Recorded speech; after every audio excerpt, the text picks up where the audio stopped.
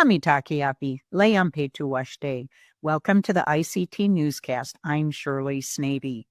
Native communities and tribes are stepping up, helping to fight the fires affecting the Los Angeles area and its people. Daniel Herrera has the latest. Anybody that's on any of these fires hasn't seen anything like this in their career. Multiple wildfires continue to ravage the Los Angeles area, displacing thousands and killing at least 24 people. Firefighting crews from at least 5 tribal nations are on the ground in Los Angeles. They're helping battle the most destructive fires in Southern California history and lending support for residents impacted by the unprecedented wildfires. Among the tribal nations sending fire crews are the San Manuel Band of Mission Indians, the Karuk Tribe, the Klamath Tribes in Oregon, the Navajo Nation, and Montana's Blackfeet Nation. Other tribes are offering personal support, and the Pechanga Tribe is contributing $500,000 to help fire victims. That's in conjunction with the Los Angeles Rams Foundation.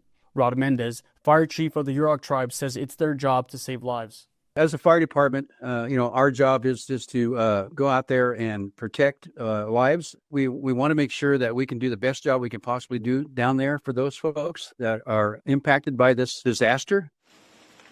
Every year, the Santa Ana winds hit Southern California, and firefighters are prepared for the wildfires caused by them. Keith Alexander, the San Manuel Fire Department chief, says this year is different. The only thing that really makes this more uncommon is just the amount of devastation and the amount of fires raging out of control all at the same time within a relatively, close proximity of each other. The Weather Service issued a rare warning that the winds combined with severely dry conditions created a, quote, particularly dangerous situation. But the danger is not solely due to weather conditions, says local tribal leaders. Matthew Teltemez is a biologist with the Kits Nation, a state-recognized tribe in the Los Angeles basin. He said the catastrophe was decades in the making. The wildfires right now are an example of how our lands have been kind of left to create a fuel capacity. And so now we're seeing the effects of allowing the lands to have a bunch of, referred to as flash fuels or non-native vegetation that was never part of our landscape of the past, but now has been incorporated and now is the fuel that causes these huge crown fires, these extraordinarily catastrophic fires. Andrew Salas, the tribe's chairman, says this is a sign. What you're seeing here is that sign. There's a disconnection between the Creator and humanity here on Earth. As of January 15th, firefighters are still battling 3 wildfires which have burned more than 38,600 acres. The Palisades fire is currently at 19% containment, the Eaton fire at 45% containment, and the Hearst fire at 97% contained. From the ancestral homelands of the Alcamel O'odham and Peeposh, Daniel Herrera Carbajal. After 4 years of shaping policies as Assistant Secretary of Indian Affairs, Brian Newland reflects on his work and its impact on Indian country. I'm filled with gratitude. Before taking on his current role, Newland was a tribal official and elected to leadership at Bay Mills Indian Community in Michigan. He joined Interior's Indian Affairs leadership in the summer of 2021. Newland helped to lead one of the department's more ambitious goals. Ani, nibana mikana bamose indigenicas, mayangandoden. I want to thank the members of our team here at the department. Carrying out the Federal Indian Boarding School Initiative. That's probably the most meaningful work that I've ever done, and it may be the most meaningful work that I ever do. There was a huge team involved in this, and most of the people doing this work were Native. As we were helping to, account for these awful things in our history, and to heal, we were also learning about and accounting for the awful things in our own family's history. Because a lot of these things were never spoken of in my family, like a lot of houses across Indian country. So I found a part of myself and a part of my family in doing this work. It was also very taxing to take on, the emotional weight, but we all felt the responsibility of it, that if we didn't get this right, that it may never get done. He had a unique experience in his role. Newland is the only one to have worked with an Indigenous Interior Secretary. He was grateful and knew how meaningful it was. I never took it for granted. That when she and I would meet in her office, for example, that every time we met, we were making history together because it had never been done like that before. The Trump administration will appoint a new Interior Secretary and a new Assistant Secretary of Indian Affairs. It's likely that North Dakota Governor Doug Burgum will succeed Holland. As for the new Assistant Secretary of Indian Affairs, it's still unknown. But Newland has advice for the incoming Assistant Secretary. Listen to the folks here. They've got a lot of experience. And listen to people in Indian country. It's really easy to come here and be isolated and to lose touch with the everyday experiences of people in tribal communities, people who have to haul water, or people who have to go to fish camp and can salmon for their food in the winter, or people who are crowded into homes with multiple generations. It's easy to fall out of touch with that living here in Washington, D.C. And so it's important to be on the ground in communities, places where government officials don't often visit, and to just listen. President-elect Donald Trump will take over after the inauguration. Including Native Americans. Monday will be Holland's last day as Interior Secretary, along with many other political appointees. In Washington, D.C., Polly Denetclaw for ICT.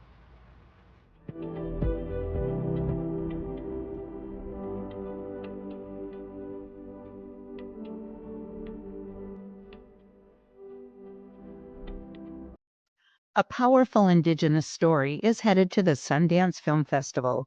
Tiger, by Cherokee and Kiowa filmmaker Loren Waters, shares a family's journey of healing and strength. Let's watch part of the trailer. RR, help me survive.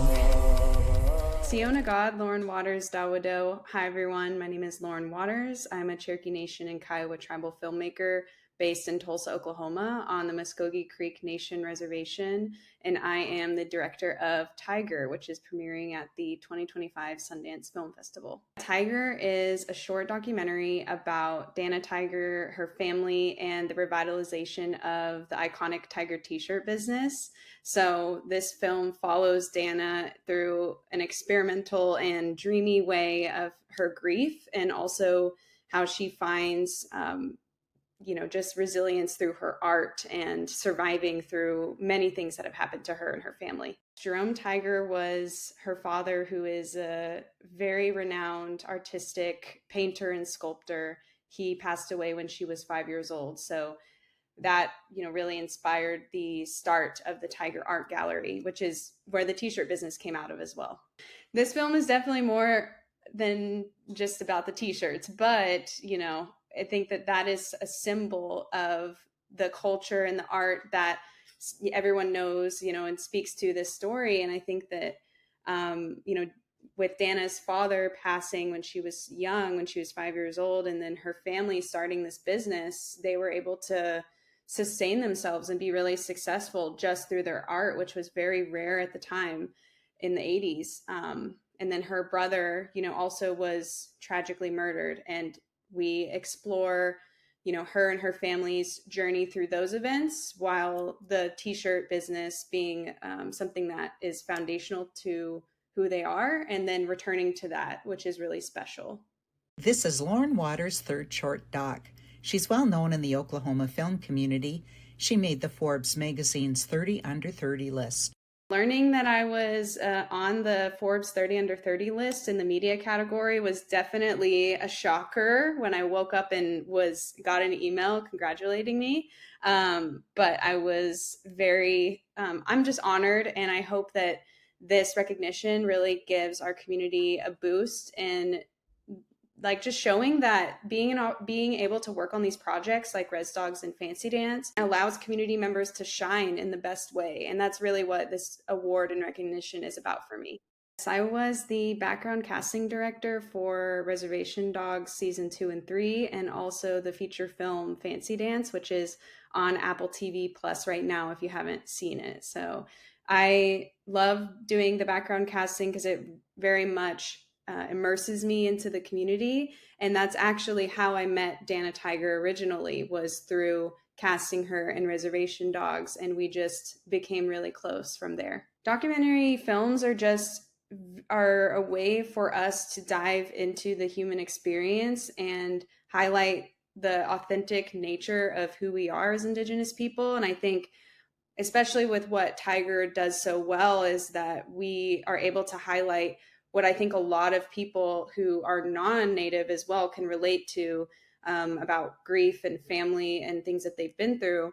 And I just feel like it's such a powerful tool to create change and to create emotion that inspires people to take action somehow. So I think that documentaries will always continue to have that power. And I think what's important is that we ensure that we are not causing harm on our communities by approaching it in the most intentional way, which is what I try to do in my work with having a relationship with the folks that I'm telling stories about, and ensuring that after the film is made, that there is some sort of positive impact tied to the films. I'm actually wearing a Tiger right now.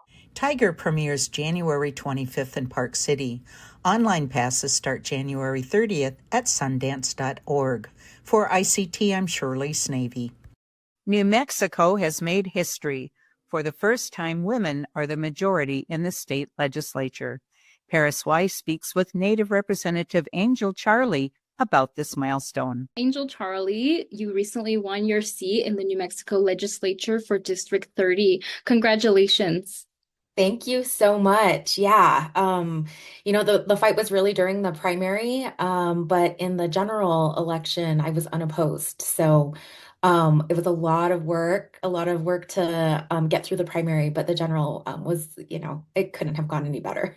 Well, it is a huge feat still, considering majority of the seats in the upcoming New Mexico legislature are women. This is the largest female legislative majority in U.S. history. What does it mean to be a part of that? Yeah, I mean, how often do any of us get to make history in these kinds of ways? So I'm not taking it lightly. And I'm really excited to be able to do this work with the other women that are coming in the legislature and the women who have been there. I think that when we're represented in office and when in these spaces where decisions are being made, we have policy that meets the needs of families, especially, and of communities. I really believe that when Indigenous women rise, we bring our communities with us and all of our issues and our solutions, and we're closest to a lot of the problems. So I'm so excited to be doing this on behalf of my district, but also the state and our tribal communities.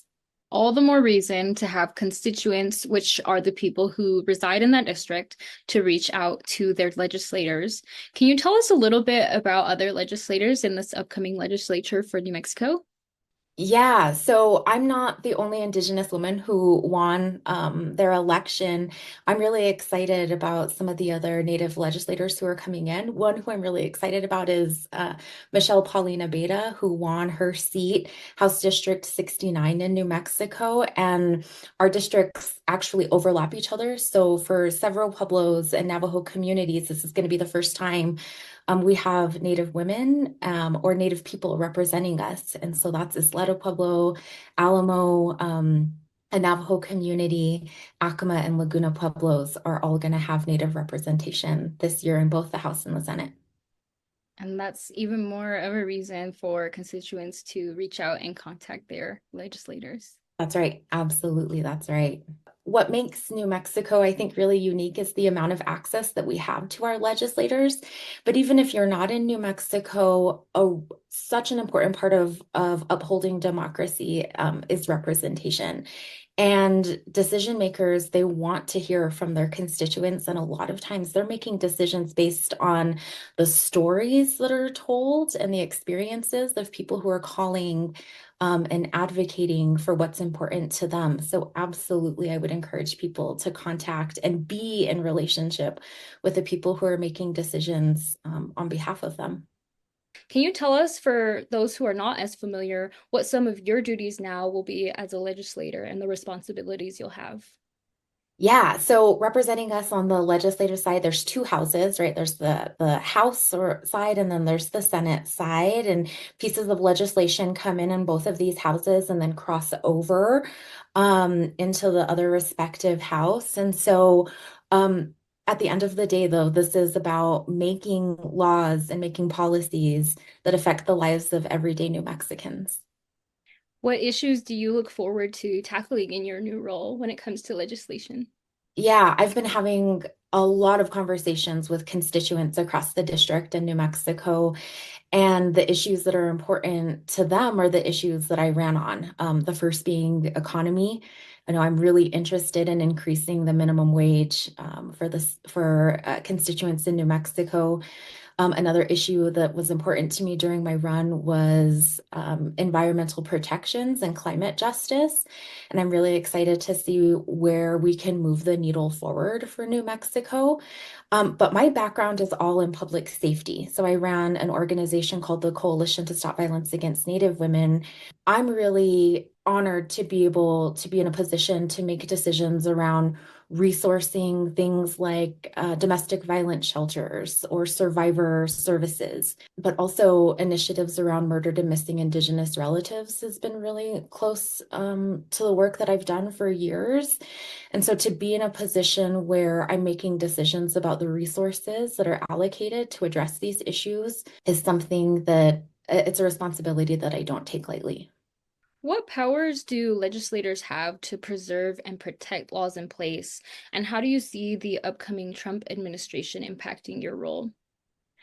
Yeah, in New Mexico, we have a really strong history of protecting the most vulnerable. One of the issues that was important to me while I was running was protection of reproductive care and abortion access. It's something that's preserved in New Mexico and is protected and is invested in. And this issue was still central while I was running because it's only protected so long as we have people who are willing to protect that and make sure that that women, gender expansive people have access to this type of health care. And so when I'm thinking about what does a Trump administration mean for me in this new role, I think of it as, for states, we're thinking about state rights and how we protect ourselves sometimes from the federal government. We saw it with the challenges to the Indian Child Welfare Act, and several years ago, I was a part of a cohort. There was 4 of our organizations who came together to codify the Indian Child Welfare Act into a state law so that if anything happened to it on the federal front, that it was still a law and policy that our families could access. So I see that as the potential of what's ahead. Angel Charlie, thank you so much for joining us. We look forward to what you do next. Thank you, Paris. Climate change has a huge impact on native lands, but how does it impact our health? Last Friday, I checked in with epidemiologist Dean Seneca. Happy New Year, Dean Seneca. Thanks for joining us on the ICT Newscast. Thanks for having me, and Happy New Year. I want to talk to you about what's going on in Indian country as far as our health is concerned. But I first want to talk about the value of getting a flu shot because you have the flu. Yes, I do. So, the flu shot is very protective. I guess getting the flu. Ray believes strongly that, our elders, especially those with pre-existing conditions, should definitely consider getting the flu shot because it is very, very protective. And, unfortunately I didn't. And here I have the flu. So, I'm learning from this mistake. We talked before Christmas about pneumonia, and you said that, and my doctors confirmed from the Ponca Health Clinic that pneumonia is rampant, and she's seeing many, many cases of pneumonia. Pneumonia is really, really high, and there's so all of the influenza viruses and all of the respiratory illnesses are very high right now, and they're all past epidemic proportions. The big 3, flu, COVID-19, and RSV, are extremely high right now. We are in the midst of it, and it's getting ugly out there, folks. I will say that. And what is the difference between pneumonia and walking pneumonia? Primarily, walking pneumonia, the symptoms of having pneumonia are very mild, and you don't have a fever. And that's the big difference right there, is that you don't have a fever. With pneumonia, you usually do have a fever, and the symptoms are pretty severe. So as people are walking around with pneumonia, they're easily able to transmit the virus from person to person. People that are ill should take extra caution, consider wearing a mask, safe social distancing, and wash your hands and wash surfaces, because that's how a lot of these viruses are spreading. Yeah, actually. we learned that the importance of that during the COVID epidemic, but just really in the winter, since we're all crammed up together and the weather's rotten and we don't want to go out and walk and get our exercise, washing hands and wiping down surfaces, I imagine, are really important as we're in the cold months. As it relates to new viruses, we're seeing this H5N1 really picking up in the country. It's pretty alarming, and pretty much every health department and every epidemiologist throughout the country is really watching for this. Now, is that the bird flu? Yes, it is. It's the bird flu, and we've seen it transmit into cows now, right? So, when a bird has this virus, the mortality rate is high. The birds end up dying, or they can't produce eggs, right? So we know those birds are sick, but we're seeing a really high transmission among cows and from cow to cow. And it's really hard to tell if the cow is sick or has the virus. And we're seeing that transmission because of transferring equipment from one cow to the next has also transmitted the virus. We do see, we have 76 cases in the country of H5N1 in people, right? So there is an alarm, that's kind of set off among all epidemiologists throughout the whole country, because this could easily be the next pandemic. We have been hearing devastating news about these fires in Los Angeles. And we know that Los Angeles is the home to one of the largest urban Native communities. And what are the long-term impacts of these fires going to be on people's health? What really you must be concerned about is the particulate matter in these fires. And these particulate matter are all different sizes. Smoldering fires has a certain size. Raging fires has a certain size. And they also produce a lot of gases, right? All of this really impacts your respiratory system. So so it impacts people who have asthma, COPD, bronchitis, and even pneumonia, right? So these fires have that impact. Long-term impact is, increase in cardiorhythmia and heart failure, and even stroke from these wildfires. So, it's really, you have to really protect yourself. Wear a mask is probably be the best protection. But the impact of wildfires, it gets everywhere. It can get in your home easily, even with proper ventilation. And the impacts can be devastating. Another thing I wanted to talk to you about is the CDC has now issued a statement that alcohol is a cause of cancer, and that there's a push now to put warnings on booze bottles. As we know in Indian country, alcohol is the real devil, right? And we're even finding that out more and more as we uncover issues around substance use disorder, addictions, and things that are really just devastating our community right now. The opioid epidemic, our populations in our communities really have suffered a tremendous amount of impact regarding this, from this convoluted history we have with the United States. And there's a lot of intergenerational trauma. And how do we act this out? Well, we act this out in numbing the pain. And that's why we have such high rates of substance use disorders in our communities. We need to heal from this. And, all efforts to have conferences and really bringing our community together to talk about healing, I'm all for it. And I will be the first to say, and I'm not a saint. I am just like everybody else in the community, and I've had struggles with alcohol, nothing else, but, primarily alcohol. And I had to really go down deep inside, to address those struggles. Native people in our healing practices, we've always addressed the physical and the mental, the spiritual parts of healing.